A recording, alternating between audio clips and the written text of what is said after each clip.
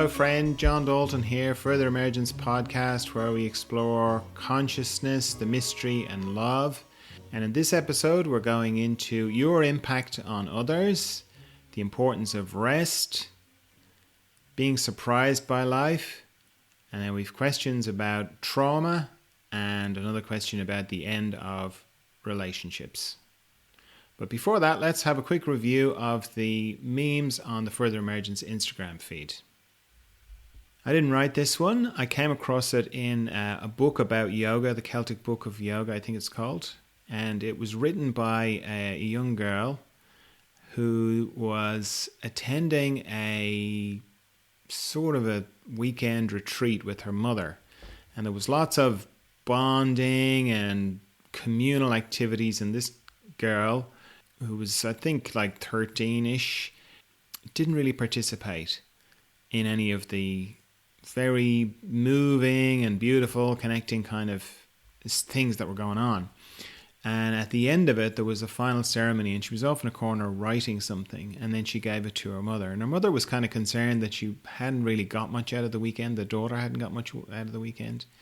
And what she wrote was this little poem, and it's called The Love River. It says, "I'm very soft. Feel me at the end of each fingertip. I'm always there."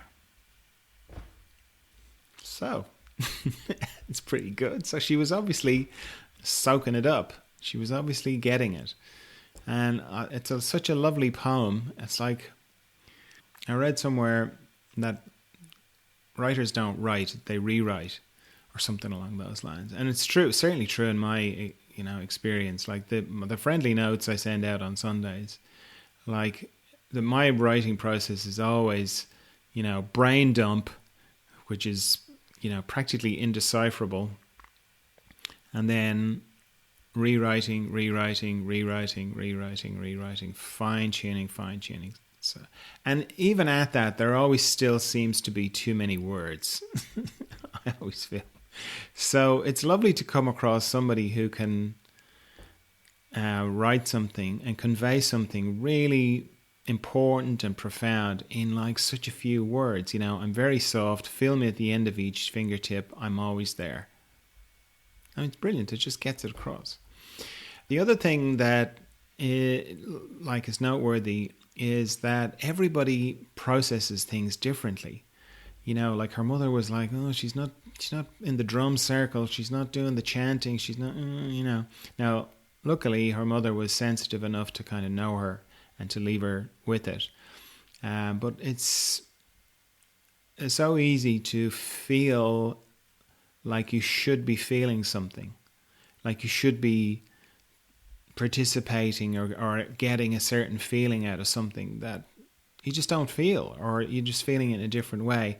And your energy can be diverted into, why am I not feeling this like the way everybody else is, instead of just being with your own experience. So that's beautiful. And then the actual poem, The Love River, so good. This idea of that love is a river that's flowing past us all the time. It's so true, and it's so easy to forget, to get caught up in all the little bits and pieces of the day and forget that we're in a big river, in a big love river, and that it's very soft, because it can often feel like the world is very hard, and in some ways the world is hard, but love isn't hard, and a hard world doesn't make love hard.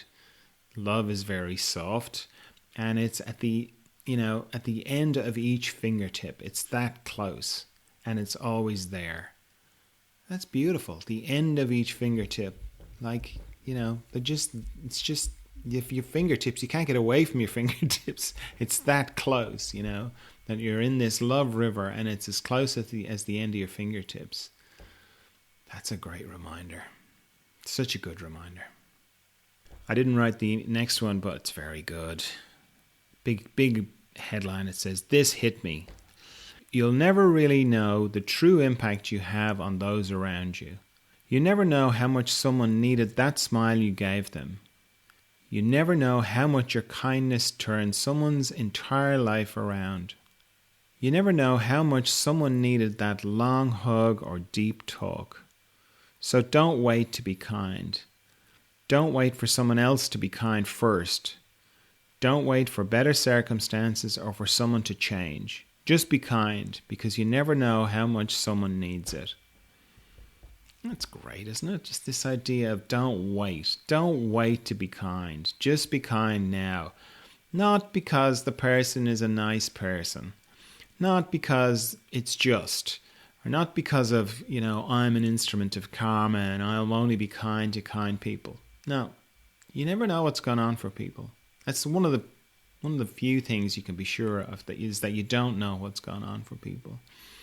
So having your default setting as on kindness will help you be in tune with life in a way that you won't be if you are taking it upon yourself to assess when to be kind or not, or waiting for the right moment to be kind. Just be kind. You won't lose anything by it. And yes, people can try and take advantage of you. And yes, people are up to all sorts of shenanigans, the sort of shenanigans that people are always up to. But you never need to protect yourself from that, If you are kind, you will do the right thing. You will, there's a whole thing about setting boundaries, and it's really important. It's really important to set your boundaries. I'm not minimizing that at all. But there's a difference between setting boundaries and protecting yourself. You don't need to protect yourself from people. I mean, unless someone's chasing you with a knife, of course, you need to protect yourself.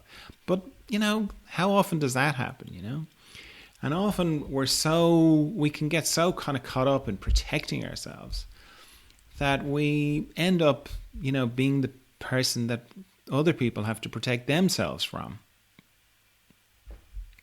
Sad, but it's true. So you don't need to protect yourself.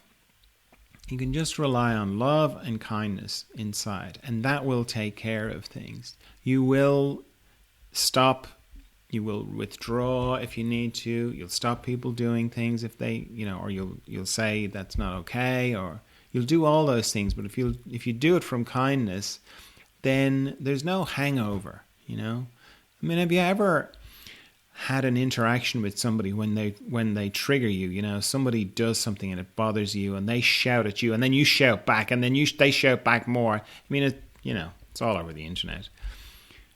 Afterwards, you never feel good. You never feel good. You never feel like, oh, well, I was acting in alignment with my deeper self, or and you can kind of say to yourself, well, I was expressing my power and I was meeting their energy with my energy. That's true. You're meeting their energy with your energy. But, when you're quiet and soft again, there's a hangover of I wasn't being true to myself, And that's not to say that you don't express your power, but there's a lot of power in love, real power, because there's a big difference between force and power, There's a big difference between force and power, and divining that difference. And the only place you can divine it is inside yourself. When you're being forceful, and do you know when you're being powerful? It's harder to know when you're being powerful, because power just kind of radiates from you, and people might experience you as powerful. But often being powerful is being in alignment and in, lined up on the inside. So it feels very different, but you definitely do know when you're being forceful. It just doesn't feel right. There's a sort of a very unpleasant exaltation on the inside of like, I showed them and I, did this, and they won't mess around with me anymore. And, and it feels great, and you kind of listening to the fanfare on the inside, but somewhere you just go, I've moved away from who I am. So divining the difference between force and power is very important, because love is very powerful, very powerful, but not forceful, in my experience. I didn't write this one either, but it's very good. It's very simple. It just says, rest is a productive activity. So this is the antidote to hustle. This is the antidote to work hard. You must work hard. God forbid you be lazy. And really, I don't know if anyone's really lazy. Everyone's a bit tired. Everyone's a bit stressed. Everyone wants to, there's lots of different reasons why people watch so much television and why Netflix and all the other streaming services are so popular. But one of them is everyone's just, life is there's so much complexity to life that it can be very hard to find a way to balance it all. And sometimes it's just like, I just need to switch off. I just need to just turn off everything and just watch my show. Whether my show is about living on a boat, or whether my show is about buying real estate, or the Kardashians, or some epic fantasy, I just want to stop. I just want to, sit on my little couch and just turn off for a minute, It's kind of like the dark room therapy. I don't know if you've heard of it, but there's a thing you can do, a dark room exposure, dark room something or other. It's where you go into a room. It's not a room. It's like be like a little hotel room, except it's all completely blacked out, and you spend it. Usually, it's like 7 days in complete darkness.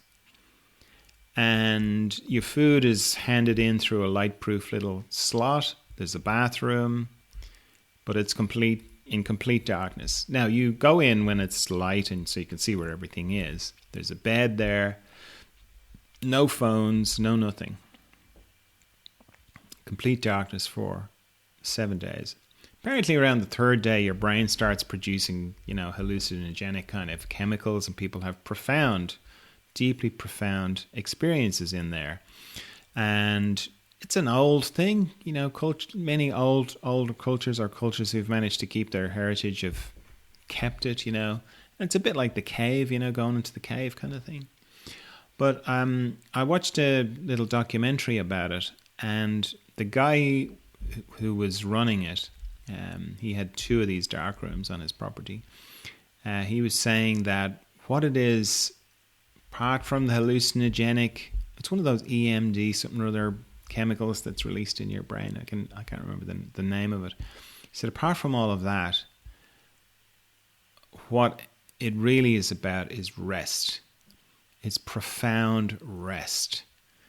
And something about that really resonated, that life is so complicated that we need to go into a darkened room where there's no stimulus at all before we can really begin to rest. We don't have to think about anything. That's how intense it is. Because you go through life and you just you don't even notice how stressful it is and how much is going on and like how difficult it all is. But when you think about this darkroom thing, or when I think about it anyway, and this idea of, to really, as a human being in today, in this year, this time, to really rest, you need to go into a completely dark room for 7 days before you can really begin to rest. That'll give you an idea of how intense it is. So when you compare that to a 15-minute nap that you feel slightly guilty about, or staring out the window, for no reason, or just not doing anything, it puts it in context, and it's like, yeah, God, this is small. I actually need to go into a room for 7 days to really rest. But I'm just going to stare out the window, or I'm just going to have a little nap here, or I'm just going to sit on the couch and watch my Netflix show, or I'm going to watch a movie for half an hour, or whatever, or 4 hours, or whatever. That's part of why. I mean, okay, there's reasons why people binge, and the shows are designed to make you want to binge watch things. The cliffhanger at the end of each episode leads to the next one and so on. That's a different thing. But just this thing of like, because really when you look at it from your body's point of view, and in a way your mind's point of view, you when you are just doing something like that, I mean, I'm just using television because a lot of people do it. What you're doing is you're putting your body in idle. If you couldn't see the TV, you'd see that the person watching the TV is just, they're being very still in their body. They're not moving that much. And in another way, there's a similar kind of thing goes on with their mind, I mean, I'm not advocating, oh yeah, you have to go and watch the telly, but I'm just saying all of this as a way to access your compassion, because the thing of the work ethic thing is so ground into us, and it's such a scam, the whole work ethic thing was completely manufactured, like during the Industrial Revolution, Do you think like the guy, you look behind me, okay? This valley used to have, I think, 250 families living in it, Do you think that they, before the Industrial Revolution came along, do you think that they were just, doing nothing?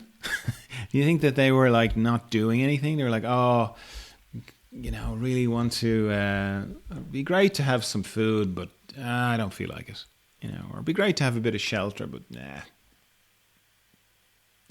What we need is a bit of work ethic, let's wait for the Industrial Revolution to be invented so that work ethic can be created, and then maybe we'll get something done around here. No way. And these people, this was before TV, I mean, their unwinding was playing music and having friends visiting and neighbors dropping by and all that kind of thing. But, none of those people would have felt guilty for resting. And you can see it in people who are a bit unaffected. I watched a documentary recently. This couple went to visit these. They stayed with a kind of tribe in the Philippines. I think it was the Philippines, and they couldn't get over.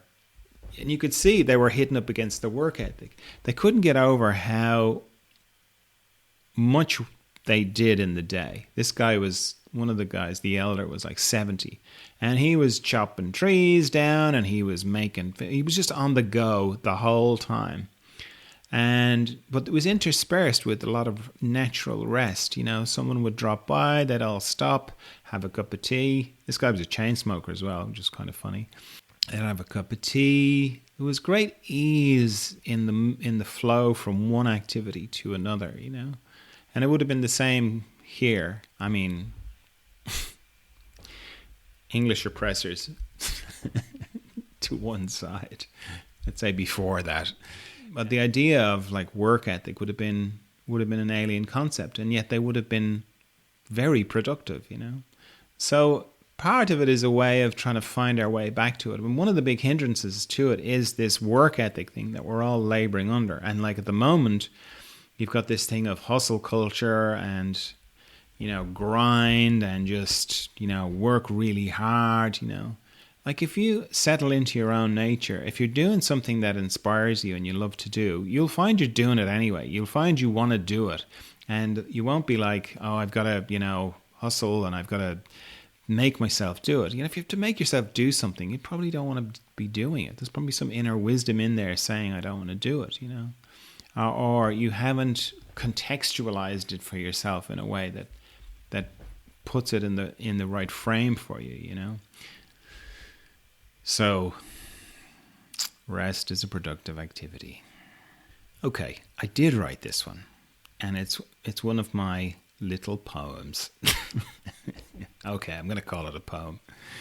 It says, it's all for you. The sun got up early this morning just so it could flood your bedroom as you awoke. The birds have been practicing in secret to sing just that song just when you needed to hear it. The wind has been searching for the lightest air to blow in your direction, and the moon can't wait to light your night again. All this and so much more fills the crevices of each day you are here. It's all for you. It's all love. That's good, isn't it? And it's so true. And it's just like the love river. We are in a river of love. How has there been a song called A River of Love? I'm sure there has. There should be. You're in the river of love. It's all around you. And, okay, I'm kind of framing it in a particular way here that it's all for you, but it is all for you. You know, it all comes out of you in the morning, and everything is like for your pleasure if you can see it. You know, the trees have grown into that shape just for you to appreciate them. The animals are, if you find them appealing, they're appealing for you. The moon is shining for you. Everything is for you. I mean, when you look at it in that way, it's amazing. Like the amount of effort everything goes to just to be lovely for you. It's a real indication of love. And it's just a matter of being able to see it, you know. It's not just happening by accident. You know, oh, maybe it is. Maybe it is just happening by accident. It could all be just random. Who knows? But if you view it from the perspective of it's all just for you, it's lovely. It makes you feel very nice. And thinking that it's all just random, it doesn't make me feel nice. So I always go for the thing that makes me feel nice. So yeah, if you see it all from the perspective of every beautiful thing is beautiful for you, just you. You know, and this is particularly easy to feel when you're on your own and you're walking around, you see a tree or you see a leaf or you see something beautiful. Try it. Try this idea of that just happened for me. That is just especially for me. And it's particularly noticeable in the private moment, you know, when you see something that nobody else sees. You know, it's where this thing of, you know, if a tree falls in the forest and there's no one around here, does it make any noise? It's in that kind of thing. It's like, you'll have had this experience where you just see something and it's so lovely, you know, and you look around and like, oh, nobody else saw that, you know, and it's like, yeah, that's because it was just for you, because it's all for you. All right. I didn't write this one either, but it's very good. It's just a little piece of paper stuck to a pillar and says, what if it turns out way better than you could have ever imagined? And that's just one of those it's like a little gong. You know, there's a few of these memes that are like that. Little, you know, dong. It just reverberates in your mind. And it puts the brakes on a lot of thinking and a lot of planning. And, you know, because sadly our mind thinks it's running the show, you know, and it's not, you know, it's so not. What our mind is great at is collating the data and extrapolating possibilities. Brilliant at that. But in terms of actually running the show, actually being the driving force on the show, no, it's not. But unfortunately, because it's so good at extrapolating and, you know, collating the data, it sort of feels like it is running the show. I made that decision, you know. It's like, yeah, it did in a way, but in another way, there was a lot more going on, you know. As I said, I think I've said this before, like for myself, I feel like I'm strapped to the front of a locomotive. And there is the deeper part of me is the locomotive, and it's just going forward. And I'm just strapped to the front, going through walls, going through, you know, it's just bulldozing through things. And I can either resist it, which doesn't do anything. It doesn't make any difference to what's happening. It just keeps moving in the direction it's moving. Or I can enjoy it. I can just enjoy the ride, you know.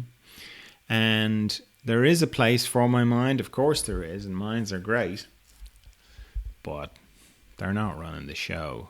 So this is great for my mind in a positive way. Because, you know, the opposite of it is, you know, what if it turns out way worse, which is what my mind is geared for, you know. Okay, this is looking good, you know. Like I can remember telling my mother something, and it was something brilliant that had happened. And, you know, I got to the end of, and then this thing happened, and then this is going to happen, and then I'm going to, you know, this other thing is going to happen. It's going to be fantastic. And my mother's response was, well, I hope it doesn't backfire on you. Which, I mean, thankfully I was old enough to appreciate the humor in it, you know. But I mean, all our parents are the same, and our parents are just, you know, looking out for us. They're, you know, they're hoping it works out, and they've got their stuff, and there's all that. But that's inside. We've got a part of us inside that goes, I hope it doesn't backfire.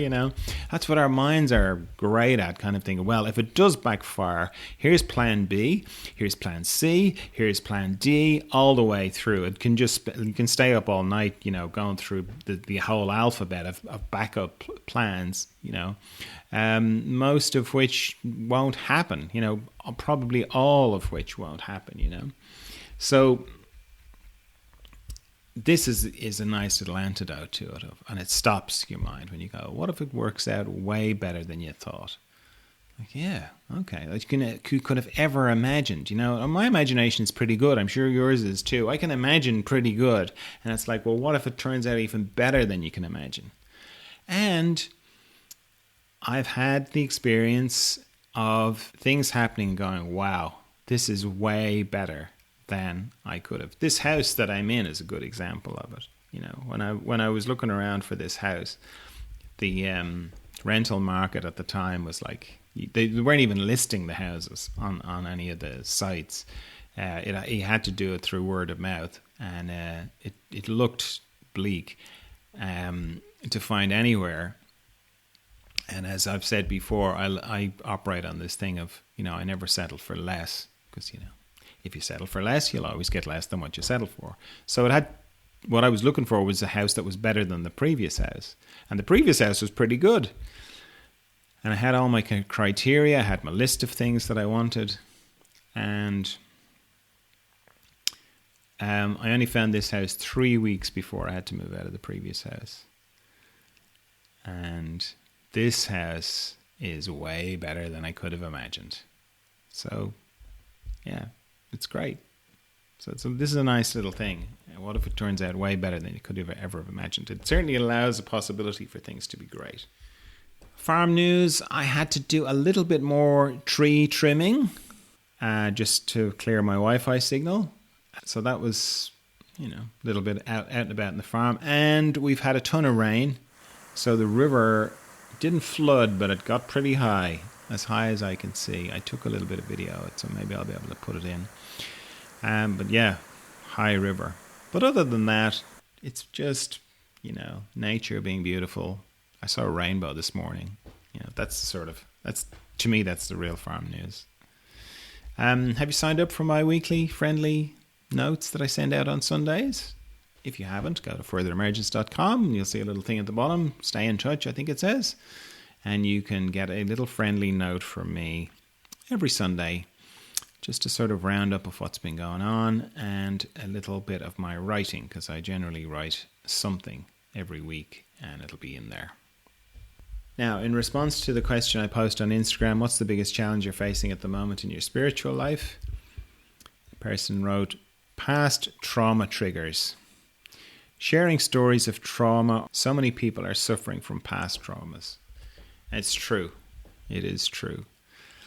And traumas are difficult, very difficult to deal with.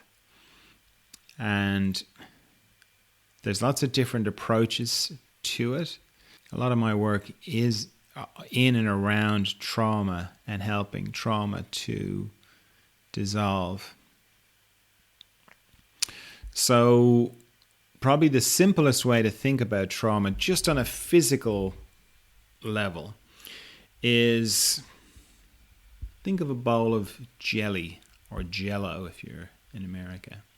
And if you're standing above it with the ball bearing and you drop the ball bearing will make an impression in the jelly, in the bowl of jelly. It'll sink in, depending on how high. If you're just like a couple of inches above the bowl of jelly, it might just sit on the surface. If you're 3 feet above the bowl, it will go into the jelly probably.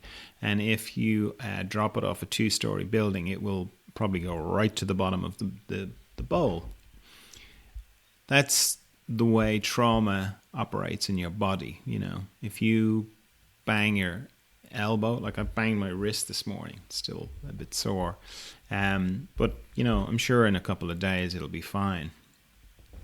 What the energy of the blow goes into your system. Now, your system is designed to, it's like having a car that's designed to pop out its own dents. So it'll fix itself. I have no doubt that my wrist will sort itself out. I mean, it's practically done it already. Now, if I was in a car accident and I hit the steering wheel at 70 miles an hour, that's a much bigger trauma impression in my system. And it goes much deeper and it stays much deeper. And it can be much harder to for my body to pop that out or release it. And that's when you might need to come and see somebody like me or to help in that process, because that's all I do, is help people's systems do what they're already trying to do. So that's the way trauma kind of works physically, and it's a good visual to get, because it's very similar to how it works emotionally and spiritually. It's the same kind of idea. You're going along, everything's great, then something traumatic happens, Like in my book, Why Do We Get Sick? Why Do We Get Better? I talk about this a lot. And I talk about, just to kind of, when I'm introducing the idea of emotional trauma and physical trauma, of two, I think it's men I use, two men. One of them, when he's 10, he's walking past a building site and a brick falls off the scaffold and hits him on the shoulder, breaks his shoulder. But it repairs and it's fine. But as he gets older, by the time he's 40, he's lost mobility in his arm. It's not working as well as it could, and he develops what's called a frozen shoulder. The other man, when he's 7, he's out with his father. He wants to go and feed the ducks. His father meets somebody there. He's talking. Unbeknownst to the child, the father is between jobs and a bit insecure, and the person that he's talking to is the possibility of a job. The kid doesn't know this, and he just wants to go and feed the ducks, so he's just being a kid. He's like, Dad, come on, let's go. And he's pulling on his father, and his whatever, being difficult. And the father finishes up the conversation, and once the other person has left, he kind of rounds on the child, and he taps him on the shoulder very lightly.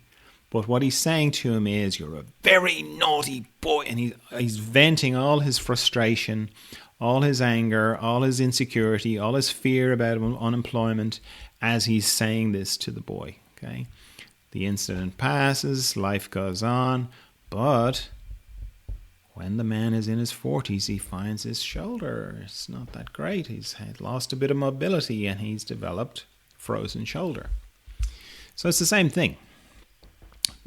Similarly, in terms of disruption in the person's system and in terms of trauma being lodged in the person's system, there's no difference in a way between the brick and the traumatic incident. It's lodged in the system, and the system can't pop it out, So that's why particularly emotional trauma can be so difficult, because if it's really overwhelming, if it's a really overwhelming trauma, part of how our system deals with it is we don't have any memory of it, because physically, let's say I had hurt my wrist a lot more. Generally what our system will do, just talking about it physically, because if you understand how it works physically, it makes more sense how it works emotionally. If I damage my wrist, I'll get a lot of pain, but I'll still have mobility as my system tries to repair itself. Now, if the imprint of the trauma is overwhelming and it can't release it, at a certain point it'll go, I've spent too much resources trying to repair this. I can't spend any more resources. So now let's go into splinting. So it's almost like it puts a layer of concrete around the area that's damaged. So I don't have the pain anymore, but I don't have as much mobility anymore. Okay, and often when things are releasing, it's almost like going back in time and unraveling it, because the person will get a little bit more pain, and then they'll get, it'll feel very vulnerable because it doesn't have the concrete around it anymore, and then the strength will come back to it on the inside. So one of the things that we do is with emotional trauma is this thing of compensation, and you can get layers and layers of compensation, so that to get to the very root of it is not easy. And one of those layers of compensation is we can't remember. We can't remember the thing, because say with that earlier example of the being tapped on the shoulder, he probably can't remember that, initially, but he can feel it in his shoulder. But then also it might manifest in other ways, like every time he has an unusual aversion to ducks, or ducks make him feel uneasy, or being in a park maybe makes him feel uneasy. Or maybe it's expressing his desire. Anytime he kind of very clearly expresses a desire for something, he feels very uneasy and very uncomfortable. Okay, that'll be a compensation from that, And, we're not static beings. Things happen. So you get trauma on top of trauma on top of trauma. And, you just get more and more compensation and complexity, So it's very easy to have, to be triggered by past traumas. It's very easy. And I don't know if there's any one single way to resolve them. I think it's a kind of it depends on the person. Like for some people, like the kind of latest thing that's very popular is rapid resolution therapy. That works great for a lot of people. It doesn't work for everybody, but it works great for a lot of people. And that's, it's kind of a form of hypnosis, and they go back and reorganize the data. Like in that example of the guy in the park, it'd be reorganizing the conclusions that he drew as a little boy so that he's not afraid to express his desires in the future, or ducks don't freak him out, or parks don't bother him, that kind of thing. And as I say, good for a lot of people, not good for everybody. Craniosacral therapy is brilliant as well. It works for most people, doesn't work for everybody, I think from a spiritual point of view, taking the perspective, and again, I'm not saying this is fact, there's no facts in the spiritual life, but taking the perspective that I'm working something out about myself here. Part of my process of unraveling or transforming the unconsciousness that I've taken on to work through in my whole life, and part of it is I've drawn all these different things to me to help me work this out. The good things and the bad things, okay? And this is not to sort of be used to make yourself feel guilty or anything like that. It is I choose to think this way because I find it more empowering. If I don't think like this, then just stuff happens to me and I was in the wrong place at the wrong time. And that can happen again, and it's got nothing to do with me, and it's just meaningless. Everything's meaningless and random, and I don't feel good, okay? I'm not saying that that's not true, but I just don't feel good. Whereas when I think of it in terms of like I'm working something out about myself, and I've drawn all these things to me, everything, why I was born, the gender I was born, why I was born, the time in history that I was born in, why I was born to these parents in this country and these siblings, and this thing happened, and it's all very interesting to me, and it's all part of this thing that I'm working out about myself, and it's all part of this process of becoming more conscious. Then it all kind of makes sense, even though it's still difficult. Past traumas are difficult. They're just difficult. I am still dealing with the traumas that happened to me 57 years ago, and I worked with people who released birth trauma and they were in their 80s.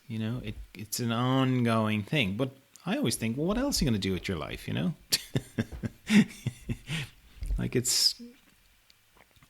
it seems to be what we're doing here, you know? So, yeah, there's no glib, oh, well, do this and your past traumas won't affect you. They will affect you. But I find the most helpful, most empowering way of relating to my past traumas is seeing them in the context of this greater picture, you know, of what I'm working out. And this isn't a book plug, but I do talk about this a lot in my book, Why Do We Get Sick? Why Do We Get Better? I go into it a lot. And I also work with people in this way, because in the work that I do, the one-to-one work I do is pretty much, you know, I have all this knowledge of the physical trauma side of things, the emotional trauma side of things, but where I work is in the deeper stuff underneath it, which is, you could say, is the spiritual stuff, you know. So I meet the person in the mystery. We meet there, and I help the system do what it's already trying to do, but maybe it's a little bit stuck with. I help that, and then that percolates up all through the emotional stuff and through the physical stuff as well. So, you know, and I'm pretty busy, so you might not be able to get to see me for a while. But, you know, there's me, there's lots of other people, there's lots of things. I'd kind of go with your intuition, you know, on what the best way for you to help it. But I wouldn't take it as, oh, well, that's it, you know, I was traumatized, I'm always going to be traumatized. No, it can pop out, you know. Your system is actively, I can tell you, if you're listening to this and this is resonating with you at all, your system is actively in the process of trying to release your traumas, and part of it will have been why you ended up listening to this, and it will keep doing that. It'll keep bringing things to you, you know. Okay, and another response to this question, what's the biggest challenge you're facing at the moment in your spiritual life, was, this person said, going through breakup. It's difficult to focus on meditation. I did it with a friend today and it was better. Do you have any other tips? And at the same time, I'm spending more time with my mobile phone as a distraction. And it's okay and normal, I guess, but I don't think it helps with focusing. So, breakups, emotional breakups, relationship breakups. It's not easy. It's not easy at all.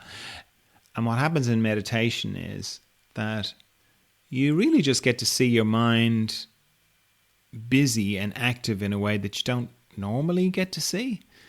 Because when you're kind of going along, you're thinking it sort of feels sort of controllable. Like you can sort of turn off the pictures, turn off the sound, sort of. But when you've got something going on, like at a breakup, particularly if it's, you've been together for a while, your mind just goes into overdrive because it's trying to solve a problem. And it thinks it's got the answer. It thinks it knows, it will have done a lot of thinking in the run-up to it, thinking it was going to decide when to leave or not leave, or whether you should stay together or not, or, what did the person mean? Are they going to change? Are they not going to change? All this kind of stuff. Your mind thinks it can solve that problem. It can't. It definitely can't, And it won't decide when to leave. Your body will decide in a way, or a deeper part of you. My spiritual teacher, Barry Long, used to say, you don't have to worry about whether you're going to leave or not. Because when you leave, you'll just find yourself putting the suitcases in the car, and it won't be because you decided to do it. It'll just be you're just doing it. And I have found that to be true in my experience, and other people that I've said that to as well. And they'll kind of go, "Yeah, I know what you're talking about now. I thought I was deciding, and then it's just something happened, and I just found myself leaving." So. But that doesn't stop your mind trying to solve the problem, And it's funny to kind of think of it in those terms, but that is what your mind is trying to do. It's trying to solve a problem. And probably the problem it is trying to solve is a problem it's been trying to solve since your childhood. Because often what we do in relationship is we use the relationship to try and solve problems from our childhood, gaps in our parenting. Not that you're, to blame your parents or anything like that, because it's all very relative. Everybody's parents are doing their best. But our experience of our childhood can leave us with gaps, and we can often spend the rest of our life trying to fill those gaps or trying to solve the problem. Like, there's a thing in psychology called attachment theory, and it's about how we attach to our parents. And it's not the be all and end all. Nothing's the be all and end all, but it's a good thing to know about, to kind of make sense of our irrational behavior. So if you think of animals in the wild, they all have a place of safety that they go to. Like little bears, as soon as they can walk, know how to get to the cave. Little foxes know how to get to the place that foxes live. I can't remember the name of it. Animals know how to get to safety. Humans can't move for, till they're like 2. So as humans, we have to get safety to come to us. And we do that through a series of coos and noises and interactions that we have with our parents, usually our mother. So if you ever have observed a mother and a baby just looking into each other's face, the mother's holding the baby's cooing, the mother's kind of smiling and saying things to the baby, and it just looks very superficial, really. It doesn't look like it has any meaning, but it has a lot of meaning, And they discovered this when attachment theory was being created or written up. And this was back in the 60s. You wouldn't get away with these experiments now, but they did these experiments called blank face experiments, where the instruction to the mother was mother and baby. The instruction to the mother was, at a certain point, make your face blank. Stop responding to the baby. Okay, and they had the babies all wired up to all the monitors, like heart rate, temperature, blood pressure, all that sort of stuff. And as soon as the mothers made their faces blank, the babies went into distress. And not just emotional distress, physical distress. They were actually in pain. And that's because they couldn't get the feedback for safety. They couldn't get the feedback of that they are safe, because there was nothing coming back from the mother, And I just say that to kind of highlight how we develop all these mechanisms to help ourselves feel safe. And if they don't work, or if we can't get that feeling of safety, we keep trying to get it for the rest of our lives. And it's nothing new to kind of note that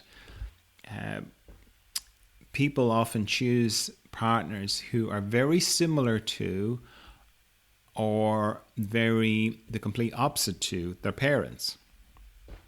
Very rarely, or it's not usual that it's kind of completely nothing like their parents. There's often similarities or dissimilarities, and that'll be to do with this thing of trying to solve problems. They're trying to solve emotional problems that they've carried over from their childhood.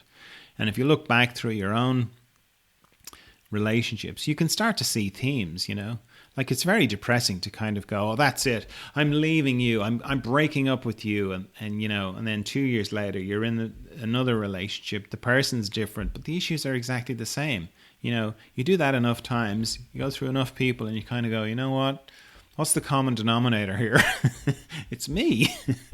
The people change, but the issues are the same. Okay, I think maybe it's my issues. Now, that's not to say you stay together. I'm not saying that. Unless you are, inclined to stay together or anything like that. But it's this thing of like we keep going with trying to solve these emotional problems that we carry over from childhood. So this all goes to say that's why your mind goes into overdrive, because you get into a relationship and you kind of think, yeah, it's pretty good. It's like 50% good. It's 70% good. It's 90% good. There's always going to be the 10%. Your mind is always going to be working on that. When you are breaking up, it's 100%. It's back to 100%, and your mind is ranging around trying to solve the problem again, and you're feeling it very acutely. So it is difficult to meditate when things are going on. Like if you've got something that's really worrying you, it's very hard to meditate. But really, it's actually no harder than any other time. You just notice it more. You just notice your mind, because your mind is like, no, I can't be still. I've got to solve the problem, which is what your mind does all the time anyway. If there's no problem, it has a little bit less of a impetus to, there's less, evidence for it to justify its existence, or like, oh, I've got to be thinking about something. If you haven't got anything going on, your mind, you can kind of go, what do you have to think about? You don't have to think about anything. It's a lovely day. I just want to meditate here. But when there is something going on, like I'm breaking up, it's like, oh my God, what about, like, there's just all the logistics. Your mind could dine on that for weeks, just the logistics alone, let alone the emotional stuff, So while it can feel like, oh my God, it's so hard to meditate, and sometimes it is, particularly if it's painful, And I never, for myself, I never advocate like forcing myself to meditate if it's just painful, Sometimes flow state can be a very nice stopgap. If it's very painful when you meditate, like what's going on for you is very painful, then flow state is a gentler thing to do an activity that you can generate a flow state and you can forget, whether that's a physical activity, whether it's painting, whether it's songwriting, playing music, whatever, way you access flow state. Could be gardening. That can be a gentler thing, but keep coming back to meditation. Like I don't mean like, oh, that's it, and I'm going to stop meditating until everything is fine again. It's like, no, I just mean in the, if you sit down to meditate and you're like, oh man, I'm 5 minutes in here and it's like torture. It's like having my finger in an electric socket here. Then I'd go and do something to do with flow state. But then, a couple of hours later, or whenever you would normally meditate again, I'd have another go. Keep coming back to it. Because in essence, it's the same thing, as I say. There's no difference, really, between meditating on a sunny day when you are in the happiest relationship, when all your finances are sorted, when all is well in the world. There's no difference, really, in terms of what's going on for your mind between that and when things are rotten and your mind is on overdrive. Your mind is kind of always on overdrive, but you just maybe don't notice it when things are good. So it's the same, but as I say, don't make it harder for yourself.